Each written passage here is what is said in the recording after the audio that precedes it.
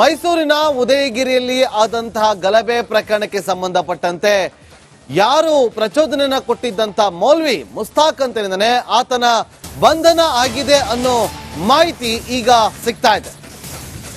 ಅಲ್ಲಿದ್ದಂತ ಕೆಲ ಯುವಕರನ್ನ ಪ್ರಚೋದಿಸುವಂತ ಹೇಳಿಕೆಯನ್ನ ಕೊಟ್ಟು ಉದಯಗಿರಿ ಪೊಲೀಸ್ ಠಾಣೆ ಮೇಲೆ ಕಲ್ಲು ತೂರಾಟ ಮಾಡುವ ಹಂತಕ್ಕೆ ಹೋಗಿತ್ತು ಆತನ ಒಂದು ಹೇಳಿಕೆ. ಸೊ ಮೌಲ್ವಿ ಮುಫ್ತಿ ಮುಸ್ತಾಕ್ ಬಂಧನ ಮಾಡಿದಂತ ಪೊಲೀಸರು ಉದಯಗಿರಿ ಪೊಲೀಸ್ ಠಾಣೆ ಮುಂದೆ ಗಲಭೆ ನಡೆದಂತ ಪ್ರಕರಣದಲ್ಲಿ ಈತನ ಹೆಸರು ಕೂಡ ಕೈವಾಡ ಕೂಡ ಇತ್ತು ಅಂತ ಹೇಳಲಾಗ್ತಾ ಇತ್ತು. ಗಲಾಟೆ ನಡೆದ 11 ದಿನಗಳ ಬಳಿಕ ಆತನ ಬಂಧನ ಆಗಿದೆ. ಸಿಸಿಬಿ ಪೊಲೀಸರಿಂದ ಮೌಲ್ವಿಯ ಬಂಧನ ಆಗಿದೆ. ನಿನ್ನೆ ಹಾಗೂ ಮೊನ್ನೆ 2 ದಿನ ರಿಪಬ್ಲಿಕ್ ಕನ್ನಡ ಇದೇ ಪ್ರಶ್ನೆಯನ್ನ ಮಾಡಿತ್ತು. ಮೌಲ್ವಿ ಮುಫ್ತಿ ಮುಸ್ತಾಕ್ ಮೈಸೂರಲ್ಲೇ ಇದ್ರು ಕೂಡ ಯಾಕೆ ಬಂಧನ ಇಲ್ಲ ಅಂತೇಳಿ. ಈಗ ಗಲಭೆ ಆಗಿ 11 ದಿನದ ಬಳಿಕ ಈತನೇ ನೋಡಿ ದೃಶ್ಯಗಳಲ್ಲಿ ಗಮನಿಸ್ತಾ ಇದ್ದೀವಿ. ಮೌಲ್ವಿ ಈತ ಉದಯಗಿರಿ ಪೊಲೀಸ್ ಠಾಣೆಯ ಮುಂಭಾಗದಲ್ಲಿ ಅಂದ್ರೆ ಯುವಕರನ್ನ ಪ್ರಚೋದಿಸುವ ರೀತಿಯಲ್ಲಿ ಭಾಷಣವನ್ನ ಮಾಡಿದ್ದ.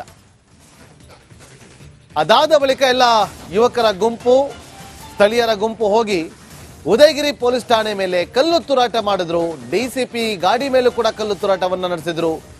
ಇಷ್ಟೆಲ್ಲ ಆಗೋದಕ್ಕೆ ಕಾರಣ ಈತನೂ ಕೂಡ ಅಂತ ಹೇಳಲಾಗಿತ್ತು. ಯಾಕೆ ಈತನ ಅರೆಸ್ಟ್ ಆಗಿಲ್ಲ, ಅರೆಸ್ಟ್ ಯಾಕೆ ಮಾಡ್ತಿಲ್ಲ, ಪೊಲೀಸರು ಸಮರ್ಥರಿಲ್ವಾ ಅಂತೇಳಿ ಒಂದಷ್ಟು ಪ್ರಶ್ನೆಯನ್ನ ರಿಪಬ್ಲಿಕ್ ಕನ್ನಡ ಕಳೆದ 3 ದಿನಗಳಿಂದ ಮಾಡ್ತಾ ಬರ್ತಾ ಇತ್ತು. ಈಗ ಕೊನೆಗೂ ಮೈಸೂರಿನ ಸಿಸಿಬಿ ಪೊಲೀಸರು ಭರ್ಜರಿ ಕಾರ್ಯಾಚರಣೆಯನ್ನ ಮಾಡಿ ಆತನನ್ನ ಮೌಲ್ವಿಯನ್ನ ಅರೆಸ್ಟ್ ಮಾಡಿದ್ದಾರೆ. ಮುಫ್ತಿ ಮುಸ್ತಾಕ್ ಬಂಧನ ಆಗಿದೆ.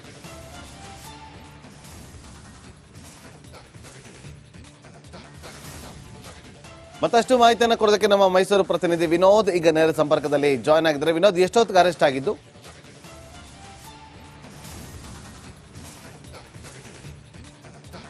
ನಾಗೇಂದ್ರ ಬಾಬು, ಈಗಾಗಲೇ ಇವತ್ತು ಬೆಳಿಗ್ಗೆ ಸಿಸಿಬಿ ಪೊಲೀಸರು ಒಂದು ಕಾರ್ಯಾಚರಣೆ ನಡೆಸಿ ಮೌಲ್ವಿ ಏನು ಒಂದು ಆ ಉದಯಗಿರಿ ಪೊಲೀಸ್ ಠಾಣೆ ಗಲಭೆ ಪ್ರಕರಣ ಸಂಬಂಧಪಟ್ಟ ಹಾಗೆ ಗಲಾಟೆ ನಡೆದ ದಿನ ಸಾಕಷ್ಟು ಪ್ರಚೋದನೆ ಕೊಟ್ಟಿದ್ದ ಒಂದು ಭಾಷಣ ಮಾಡಿದ್ರು.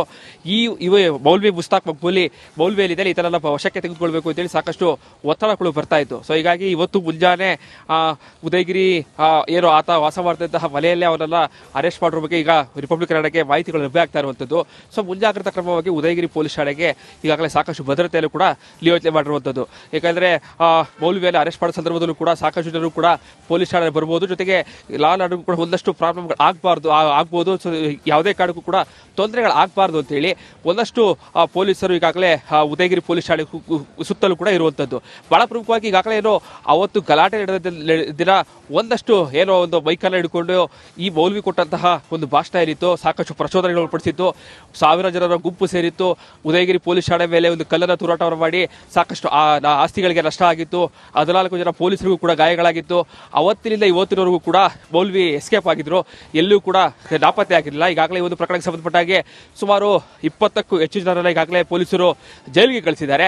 ಆದರೆ 1000 ಏನು ಮಂದಿಯ ಮೇಲೆ ಒಂದು ಎಫ್ಐಆರ್ ದಾಖಲಾಗಿದೆ. ಜೊತೆಗೆ ಈತನ ಮೇಲೂ ಕೂಡ ಪೊಲೀಸರು ಕೂಡ ಎಲ್ಲಿದ್ದಾನೆ ಅನ್ನುವಂತಹ ಹುಡುಕಾಟ ನಡೆಸ್ತಾ ಇದ್ರು.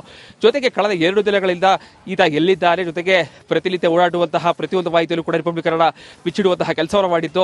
ಸೊ ಹೀಗಾಗಿ ಕೊನೆಗೂ ಎಚ್ಚೆತ್ತಿರುವಂತಹ ಸಿಸಿಬಿ ಪೊಲೀಸರು ಇವತ್ತು ಮುಂಜಾನೆ ಒಂದು ಕಾರ್ಯಾಚರಣೆ ನಡೆಸಿ ಈತನನ್ನು ವಶಕ್ಕೆ ಪಡೆದು ಈಗಾಗಲೇ ವಿಚಾರಣೆ ನಡೆಸ್ತಾ ಇರುವಂತಹ ಮಾಹಿತಿಗಳು ಲಭ್ಯ ಆಗ್ತಾ ಇದೆ. ಜೊತೆಗೆ ಈಗ ಮೌಲ್ವಿ ಬಂಧನ ಆಗಿದೆ. ಇದಾದ ಬಳಿಕ ನೆಕ್ಸ್ಟ್ ಸ್ಟೆಪ್ ಯಾವ ರೀತಿಯಾಗಿರುತ್ತೆ, ಈತ ಯಾವ ರೀತಿಯಾದಂತಹ ವಿಚಾರಣೆ ನಡೆಸ್ತಾರೆ, ಅಥವಾ ನೇರವಾಗಿ ಕೋರ್ಟ್ಗೆ ಪ್ರೊಡ್ಯೂಸ್ ಮಾಡಿ ಜೈಲಿಗೆ ಕಳಿಸುವಂತ ಕೆಲಸವಾಗುತ್ತಾ, ಅಥವಾ ಈತನನ್ನು ಕೂಡ ವಶಕ್ಕೆ ತೆಗೆದುಕೊಂಡು ಈತನೇ ಇಲ್ಲದೆ ಯಾರೆಲ್ಲ ಇದ್ದಾರೆ, ಈತ ಯಾವ್ಯಾವ ಅಂದ್ರೆ ಈ ಗಲಾಟೆಗೆ ಒಂದು ಪ್ರೀ ಪ್ಲಾನ್ ಅನ್ನ ಮಾಡ್ಕೊಂಡಿದ್ರ, ಇದ್ರ ಬಗ್ಗೆ ಒಂದಷ್ಟು ತನಿಖೆಯನ್ನು ಮಾಡುವಂತಹ ಸಾಧ್ಯತೆ ಕೂಡ ಬಹಳ ದಟ್ಟವಾಗಿ ಕಾಣ್ತಾ ಇರುವಂತದ್ದು. ನಾಗೇಂದ್ರ ಬಾಬು, ಕನ್ನಡಕ್ಕೇನೆ ಗೊತ್ತಾಗಿತ್ತು ಎಲ್ಲೆಲ್ಲಿ ಇದ್ದಾನೆ ಈತ, ಎಲ್ಲಿ ಓಡಾಡ್ತಿದ್ದಾನೆ ಅಂತ ಹೇಳಿ. ಪೊಲೀಸರಿಗೆ ಗೊತ್ತಾಗ್ಲಿಲ್ವಾ? 11 ದಿನ ಬೇಕಾಯ್ತಾ ಈತನನ್ನ ವಶಕ್ಕೆ ಪಡಿಲಿಕ್ಕೆ? ಎಲ್ಲೋ ಒಂದ್ ಕಡೆ ಈತನನ್ನ ರಕ್ಷಣೆ ಮಾಡೋ ಪ್ರಯತ್ನ ಆಗ್ತಿದೆ ಅನ್ನೋ ಆರೋಪ. ಈ ವಿಳಂಬವನ್ನ ಗಮನಿಸಿದ್ರೆ ಅದ್ ನಿಜ ಅನ್ನೋ ಅನುಮಾನ ಬರಲ್ವಾ?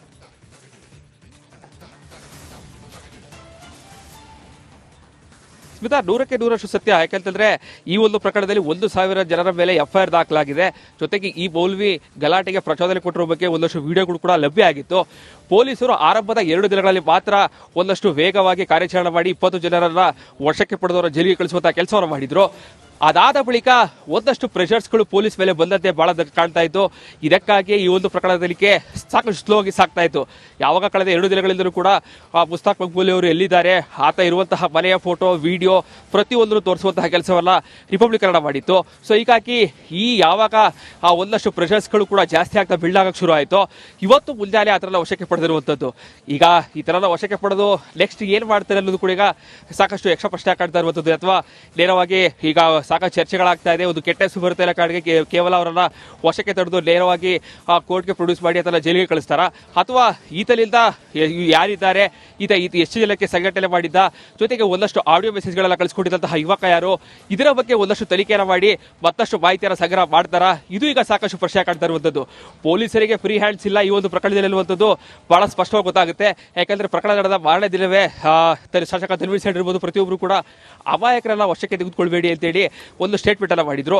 ಇದಾದ ಬಳಿಕ ಕೇಸ್ ಸಾಕಷ್ಟು ಸ್ಲೋ ಹೋಗೋದಕ್ಕೆ ಶುರು ಆಯಿತು.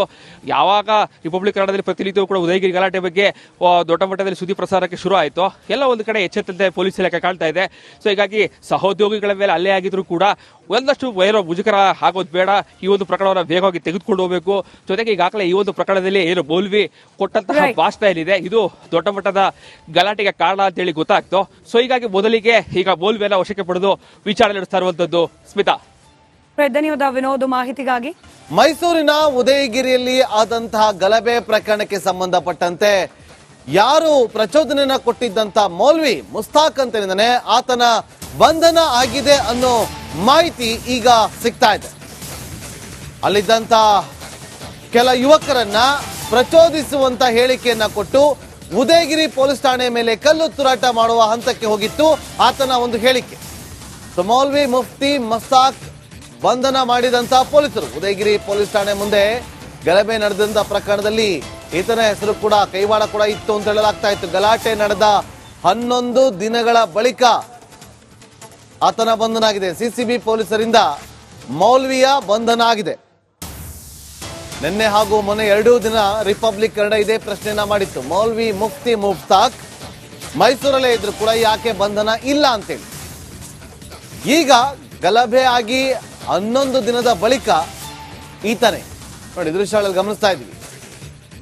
ಮೌಲ್ವಿ ಈತ ಉದಯಗಿರಿ ಪೊಲೀಸ್ ಠಾಣೆಯ ಮುಂಭಾಗದಲ್ಲಿ ಅಂದ್ರೆ ಯುವಕರನ್ನ ಪ್ರಚೋದಿಸುವ ರೀತಿಯಲ್ಲಿ ಭಾಷಣವನ್ನ ಮಾಡಿದ್ದ.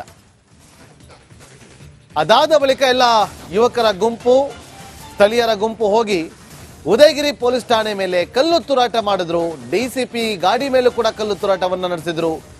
ಇಷ್ಟೆಲ್ಲ ಆಗೋದಕ್ಕೆ ಕಾರಣ ಈತನೂ ಕೂಡ ಅಂತ ಹೇಳಲಾಗಿತ್ತು. ಯಾಕೆ ಈತನ ಅರೆಸ್ಟ್ ಆಗಿಲ್ಲ, ಅರೆಸ್ಟ್ ಯಾಕೆ ಮಾಡ್ತಿಲ್ಲ, ಪೊಲೀಸರು ಸಮರ್ಥರಿಲ್ವಾ ಅಂತೇಳಿ ಒಂದಷ್ಟು ಪ್ರಶ್ನೆಯನ್ನ ರಿಪಬ್ಲಿಕ್ ಕನ್ನಡ ಕಳೆದ 3 ದಿನಗಳಿಂದ ಮಾಡ್ತಾ ಬರ್ತಾ ಇತ್ತು. ಈಗ ಕೊನೆಗೂ ಮೈಸೂರಿನ ಸಿಸಿಬಿ ಪೊಲೀಸರು ಭರ್ಜರಿ ಕಾರ್ಯಾಚರಣೆಯನ್ನ ಮಾಡಿ ಆತನನ್ನ ಮೌಲ್ವಿಯನ್ನ ಅರೆಸ್ಟ್ ಮಾಡಿದ್ದಾರೆ. ಮುಫ್ತಿ ಮುಸ್ತಾಕ್ ಬಂಧನ ಆಗಿದೆ.